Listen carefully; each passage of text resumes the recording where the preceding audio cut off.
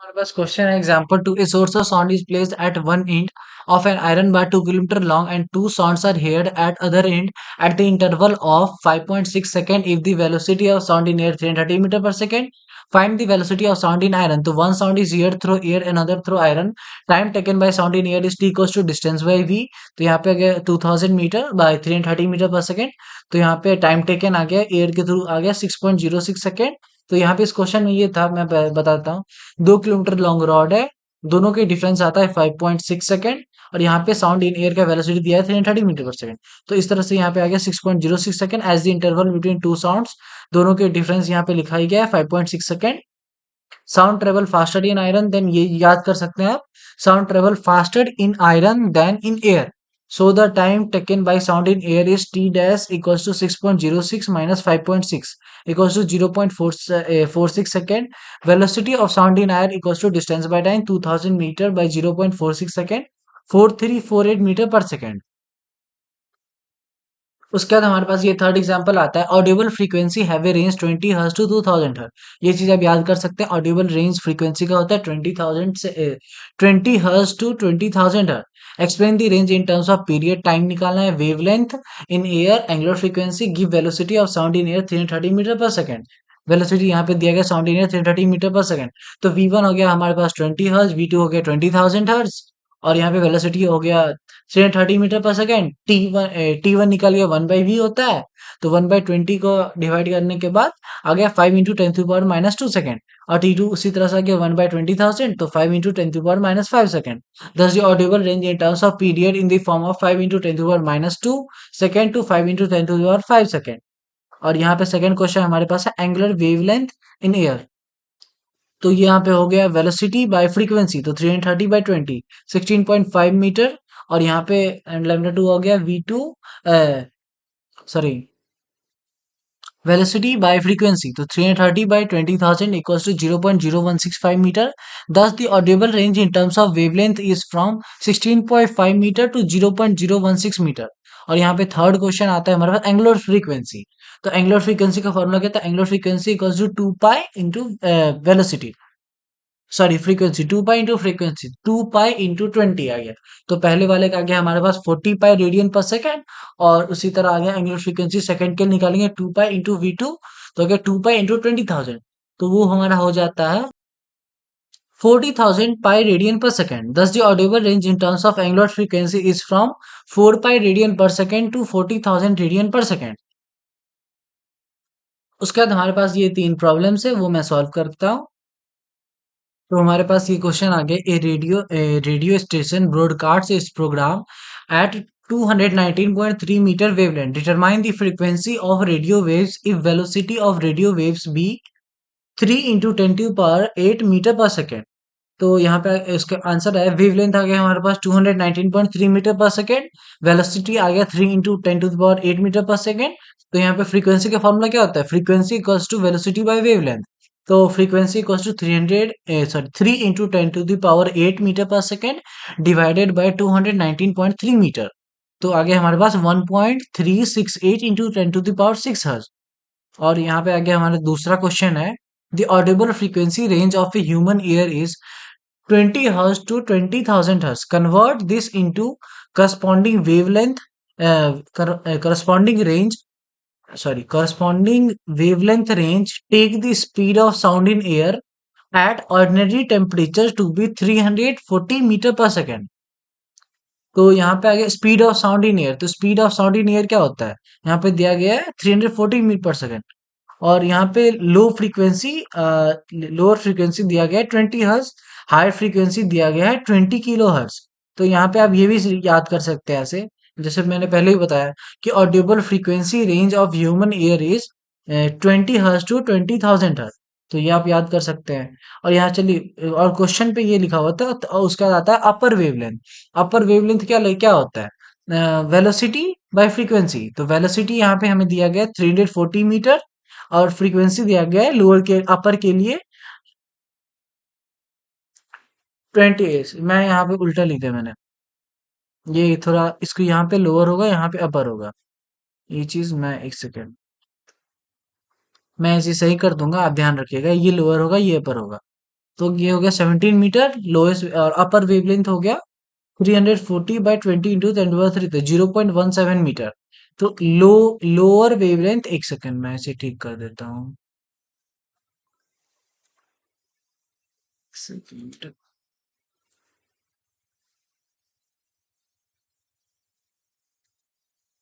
हाँ, तो upper lower wavelength हो गया lambda equals to V by frequency, velocity by frequency, तो ये आ गया 17 मीटर। अपर वेवलेंथ आ गया 0.017 मीटर। उसके बाद ऑडिबल रेंज, तो हमारे पास ऑडिबल रेंज कहाँ से कहाँ तक आता है? 0.017 metre to 0.017 metre, 17 metre. Third question आता है हमारे पास, speed of wave in a medium is 960 metre per second if three 3600 waves are passing through a point in the medium in 1 minute, then calculate the wavelength। तो speed of sound in a medium दिया गया हमारे पास 960 metre per second, और यहाँ पे आ गया 360, wavelength है 360 मीटर पास इन 1 मिनट। तो आ गया उसके बाद हमारे पास ये फ्रीक्वेंसी। तो फ्रीक्वेंसी के लिए क्या लिखते हैं? 360/60, तो आ गया हमारे पास 60 हर्ट्ज। और वेवलेंथ के लिए फिर से 960/60, तो आ गया हमारे पास 16 मीटर। और ये क्वेश्चन फोर्थ क्वेश्चन है और फिफ्थ क्वेश्चन ये आप पहले ही वीडियो में कर चुके हैं, इसलिए मैं फिर से नहीं बता रहा हूँ। यहाँ पे ये तीनों क्वेश्चंस कंप्लीट करने के बाद आता है हमारे पास यहाँ पे, एक सेकेंड, लाइट। तो यहाँ पे, और ये हो गया साउंड। तो यहाँ पे आता है electromagnetic waves are transverse wave. तो इलेक्ट्रोमैग्नेटिक वेव्स जो होते हैं वो होते हैं ट्रांसवर्स वेव।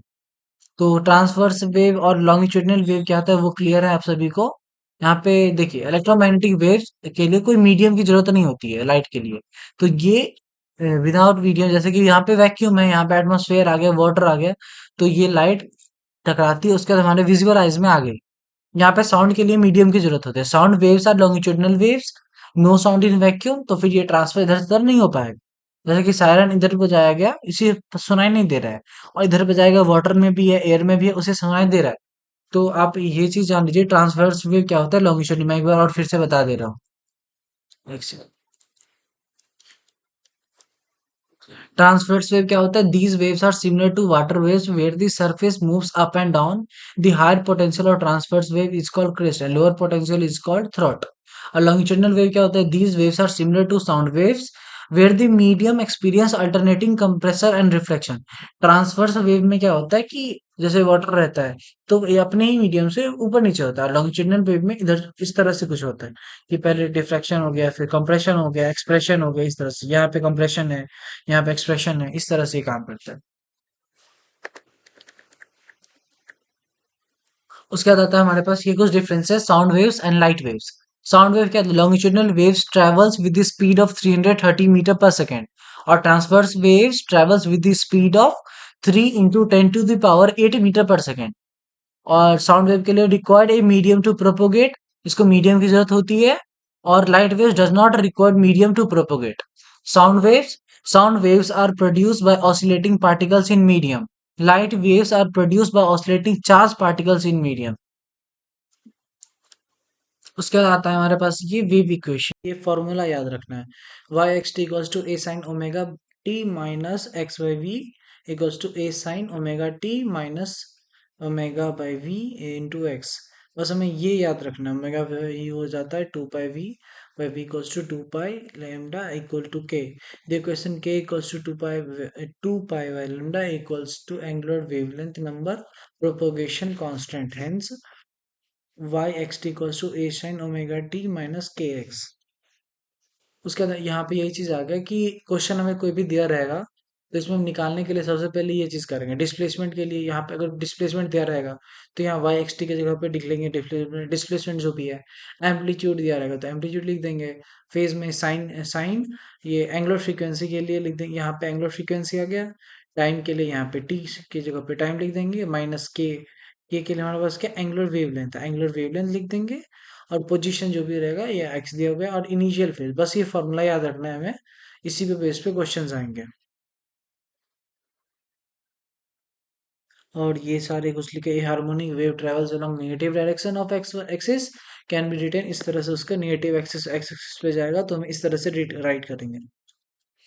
उसके बाद हमारे पास ये क्वेश्चन आता है example 20, the displacement y of a particle in a medium can be expressed at y equals to 10 to the power 6 sin 100t minus 20x plus pi by 4 where t is in second, x is in meter, where the speed of the wave।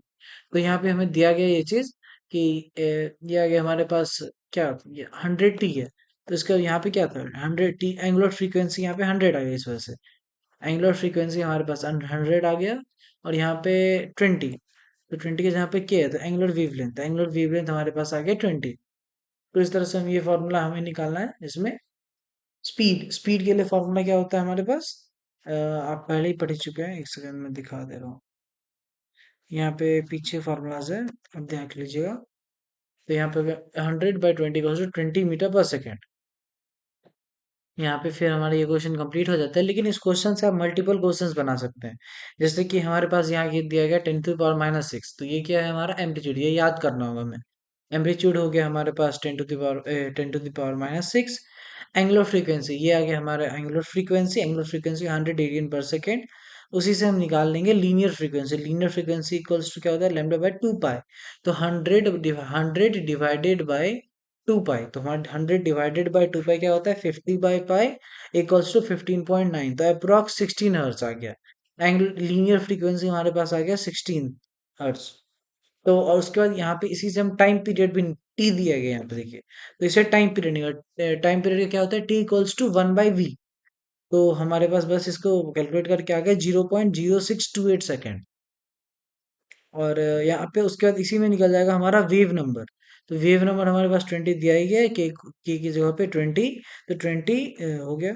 Wavelength इससे ही निकल wavelength भी निकल जाए K equals to 2 pi by lambda, तो lambda equals to 2 pi by K, तो पाई/10 equals to 0.314 metre. तो wavelength हमारे पास 0.314 मीटर आ गया। उसके बाद आता है इनिशियल फेज, तो हमारा इनिशियल फेज यहाँ पे दिया गया है पाई/4।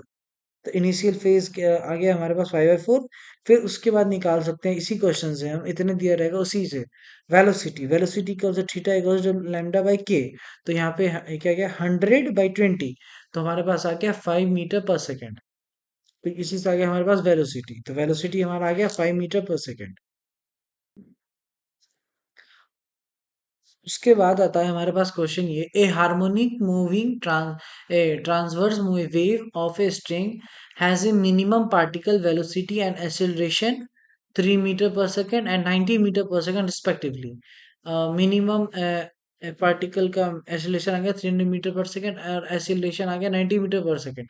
Velocity of the wave is 20 metre per second, find wave form.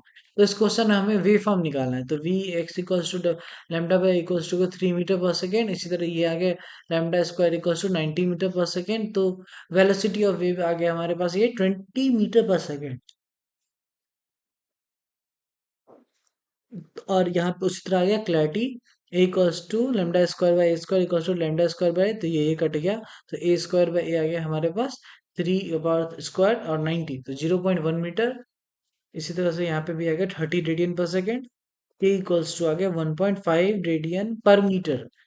The equation of wave form is lambda equals to a sin omega t plus kx equals to 0.1। ये आ गया हमारे पास साइन 30 आ गया यार, 30t + 15x।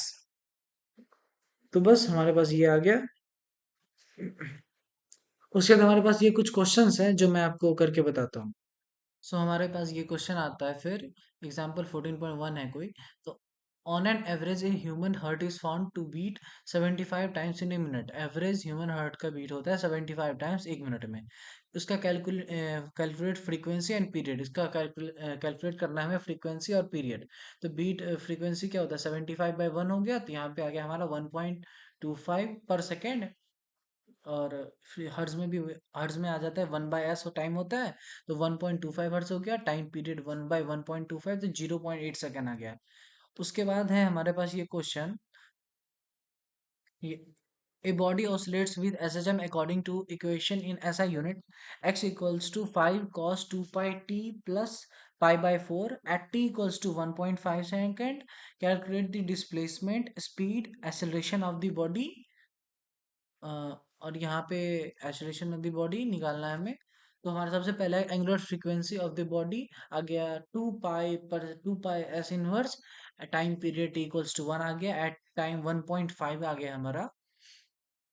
यहाँ पे 1.5 की तरह आ गया, डिस्प्लेसमेंट आ गया 5 metre, cos 2 pi second inverse into 1.5 second plus pi by 4। तो हमारा कैलकुलेट करके ये इतना आ गया। उसके बाद आता है इक्वेशन 14.9 जो था हमारा, इसमें नहीं दिया गया, using equation speed of the body जो हम पहले पढ़े हुए थे। तो इसका ये चीज आ गया इस तरह से, 5 मीटर हो गया 2 पाई सेकेंड इनवर्स आ गया साइन। ये फॉर्मूला दिया गया था, हमें पहले ही पढ़ चुके हैं। इसे मैं फिर से दिखा देता हूँ आप लोगों को। ये फॉर्मूला है, इस तरह से इसी फॉर्मूले पे सारे क्वेश्चन बन जाएंगे। The acceleration of the body, तो उस थर्ड में आ गया the acceleration of the body. इसमें भी आ गया -2 पाई साइन इनवर्स का स्क्वायर इंटू डिस्प्लेसमेंट। तो ये भी हमारा इस तरह से सॉल्व हो जाएगा। उसके बाद आता है state and explain the principle of superposition of wave. Principle of superposition of wave, when one wave reach a particle of a medium, the particle suffer one displacement. When two waves simultaneously cross the particle, it suffers two displacement on due to each wave. The resultant displacement of the particle is equal to the alignment sum of individual displacement given it by two waves. This is principle of superposition wave. तो इसमें बताया गया कि जैसे यहाँ से एक इस तरह से वेव गया हमारा, उसके बाद फिर इसी से थोड़ा ऊपर नीचे करके इस तरह से वेव गया, और दोनों का एंड पॉइंट यहाँ पे आके मिला, तो दो वेव अलग अलग डायरेक्ट गए। तो उसी चीज को बताया गया है कि सुपर पोजिशन वेव उसी को कहते हैं। तो आगे बढ़ते हैं। The principle of super position of wave states that when A number of waves travels through a medium simultaneously, the resultant displacement of any particle of a medium of a given time is equal to the algebraic sum of the displacement due to individual wave। इसमें भी यही बताया गया है कि resultant displacement जो होगा दोनों वेव का वो सेम होगा। देखिए, जैसे कि इसमें 1 मीटर पर सेकंड से इधर की तरफ आ रहा है, इधर से भी वेव इस तरफ से आ रहा है, और यहाँ पे जाके जब इधर से भी इधर से गया तो बीच में कुछ नहीं, नॉर्मल हो गया, जीरो पे आ गया। यहाँ पे t 1 सेकेंड, यहाँ से भी 1 सेकेंड पे आ रहा है, तो यहाँ पे कोलैप्स होके जीरो हो गया। इस तरह से कुछ यहाँ पे भी बन सकता है। ये सारे कुछ केसेस दिए गए हैं कि यहाँ पे इस तरह से गया, फिर ये पास आया इसके, फिर यहाँ पे इस तरह से ये कोलैप्स कर जाएंगे। इसके बाद ये फिर इस डायरेक्शन में चला जाएगा, ये इस डायरेक्शन में, बस इस तरह से ये है super position of two identical pulse travelling in opposite direction.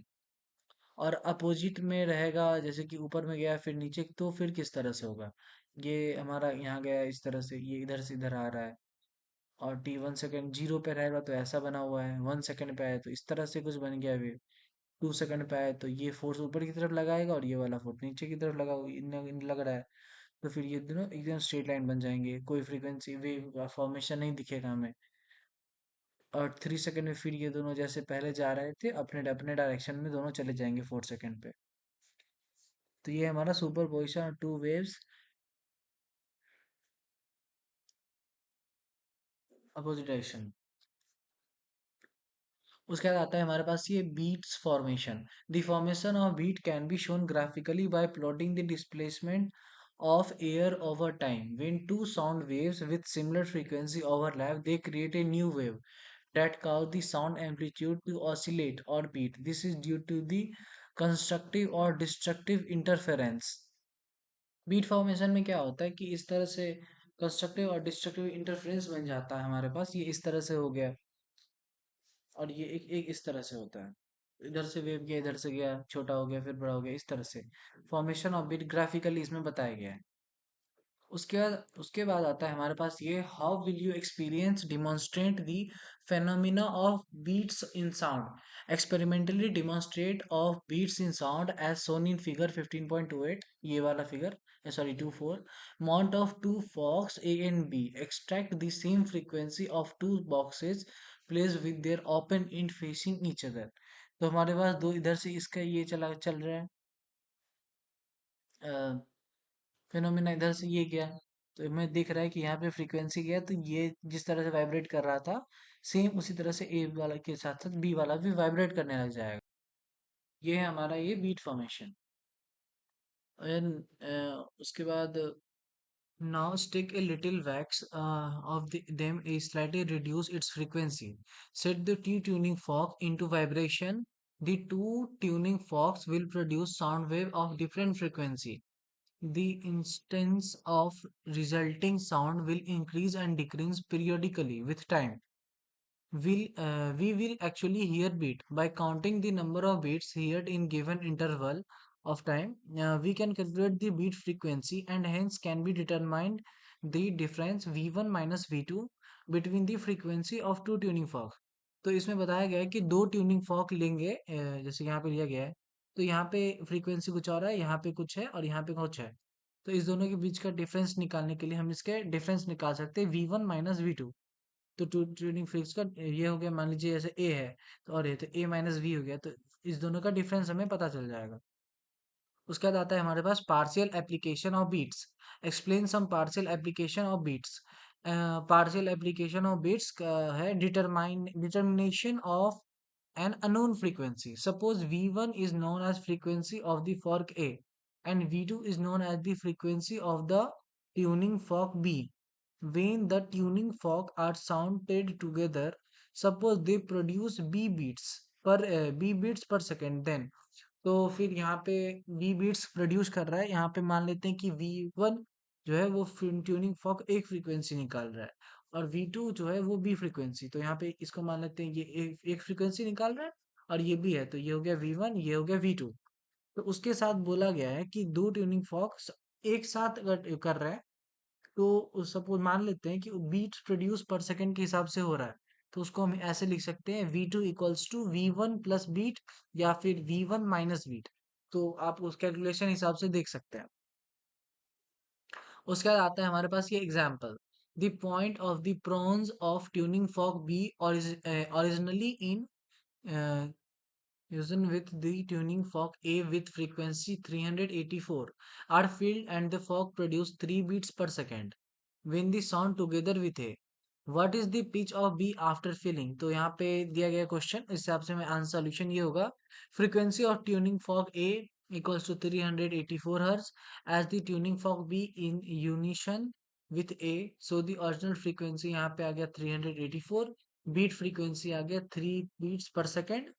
Possible frequency of B after falling 384 plus minus 3, it means that 387 or 381 hertz. As the frequency increase on filling, so the frequency of B after filling is 387 hertz. यहाँ पे दूसरा question, a tuning fork arrangement pair produce 4 beats per second with one fork frequency to 88 cups. A little wax produce the unknown fork and then produce 2 beat per second. What is the frequency of known fork? So unknown fork equals to sorry, unknown frequency equals to known frequency plus minus beat frequency. तो 288 plus minus 4 तो हो गया 292 और 284 hertz. On loading with the wax, the frequency decreases, the beat frequency also decreases to 2. तो unknown frequency आ गया हमारे पास 292 hertz, higher one है ये। उसके बाद आता है a tuning fork of unknown frequency given 4 beat with the tuning fork 310 hertz, it gives same number of beats on filling, find the unknown frequency. Unknown frequency equals to known frequency plus minus beat frequency, 310 plus minus 4 equals to 314 और 306 hertz, 306 hertz. Out of these, do two possible frequency. One must be initial value and other final value. As frequency increases on filling, therefore, initial unknown frequency 306 Hz.